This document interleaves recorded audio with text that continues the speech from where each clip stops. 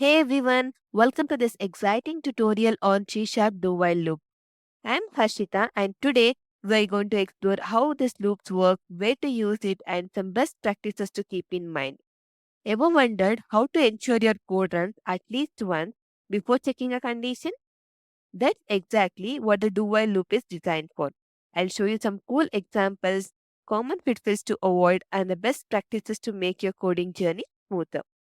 If you love learning C Sharp in a simple and practical way, don't forget to subscribe to my YouTube channel Harshi Learn, where I share more awesome C Sharp tutorials. Let's dive right in. Now, let's see what is a do while loop. Imagine you're logging into an app. You must enter your credential at least once before checking if they are correct. Right? That's exactly how a do while loop works. Unlike while loop, it checks a condition before running. But the do while loop executes the code first and then it decides if it should repeat. Okay, this makes it ideal for logging attempts, user input validation, and menu based programs where an action needs to be happen at least once. Okay, here you can see the syntax here. First, the code inside this do block executes. Okay, after this execution, it checks the condition here. If the condition is true, the loop repeats. If it is false, it exits. Now, let's break down the execution flow of do while loop.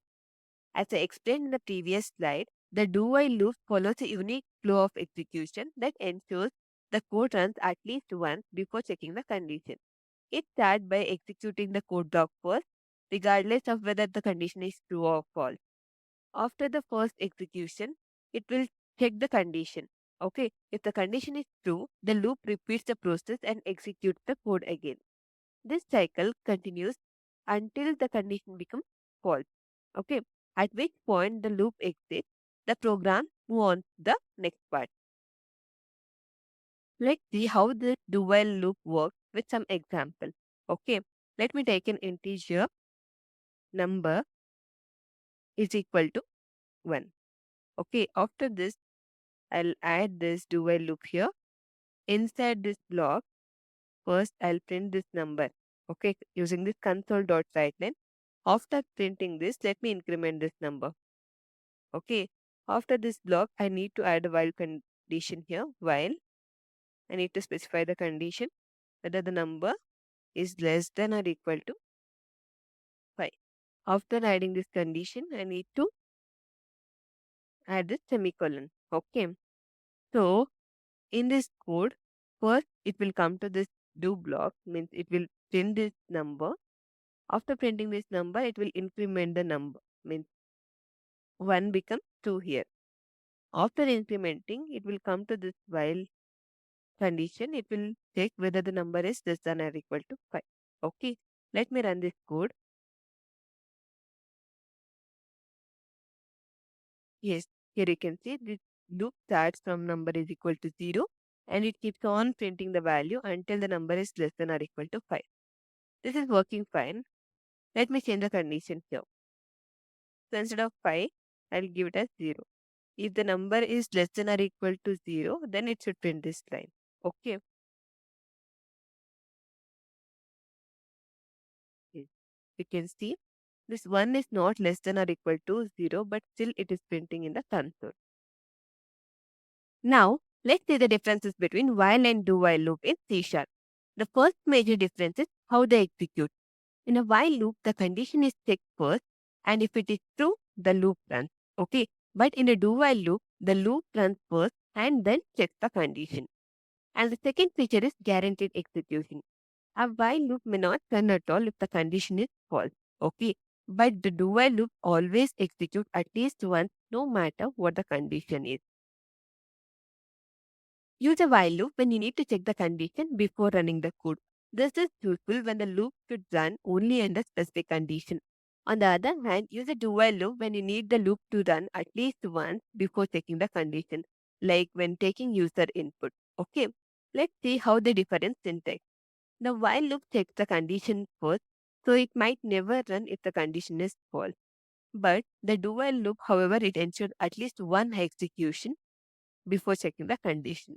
And the last one is performance consideration. The while loop can be slightly faster since they skip execution if the condition is false. Okay, the do while loops may have a small overhead because they always execute at least once. And that's the difference. The while loop checks first and the do while loop runs first. Simple, right? Let's see when to use do while loop. A do while loop is great when you need to run a piece of code at least once before checking a condition. Unlike regular while loop, which might not run at all if the condition is false from the start, a do while loop guarantees the code execute at least once. Okay, this makes it especially useful in user input validation. For example, when asking a user to enter a valid number or password, the loop will be keep on running until they provide the correct input. Okay, another common use is in menu-driven programs, where you want the menu options to appear at least once before user make a selection. Imagine a simple application where user choose between different actions. Okay, without do while loop, the menu might never show up if the condition isn't met. And it's also great for retry mechanism, like reattempting a failed login or waiting for a process to complete before moving on. The loop ensures that the happens at least once and then continues repeating until the condition is satisfied. So, whenever a situation where the execution should happen at least once, whether for input validation, showing a menu, or retrying an operation, the do while loop is a solid choice. Let's talk about performance considerations. When working with loop, it's important to think about performance. As you know, the do while loop always runs at least once. This can be useful in some cases but unnecessary in others. If there is a chance that loop doesn't need to run at all, the while loop might be a better choice. And to keep things efficient, make sure the loop variables are updated properly.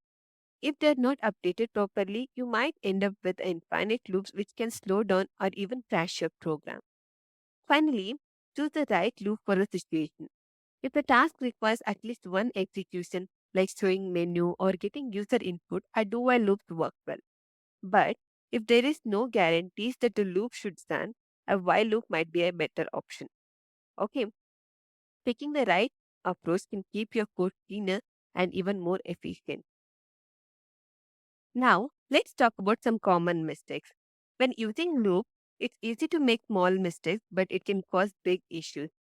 One of the most common error is creating an infinite loop where the condition never becomes false and causing the program to run endlessly. This often happens when the variables inside the loop are not updated correctly. Another mistake is using do while loop when the while loop would be more efficient. This will lead to unnecessary execution.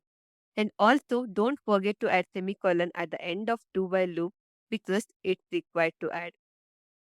To write better loops, follow some best practices. Okay, use break statements when needed to prevent infinite loops. And make sure the loop condition will eventually be false to allow the program to exit correctly. And if you're working with user input, always include input validation inside the loop to handle unexpected values. Lastly, keep your code efficient by avoiding unnecessary checks and redundant operations. This will improve performance and make your code run smoother. To sum it up, the do while loop ensures the loop body runs at least once, regardless of the condition. Since the condition is checked after execution, so it's useful for input validation, menu driven programs, and retry mechanisms. However, always update the conditions properly to avoid infinite loops. And also, we have covered the key differences between while loop and do while loop, along with performance considerations and the best practices to write efficient code. If you found this video helpful, don't forget to hit like, share, and subscribe to Hershey Learn for more programming content. And hit the bell icon so you never miss an update. And if you have any questions, drop them in the comments below. Thanks for watching. See you in the next video. Until then, happy coding and have a great day.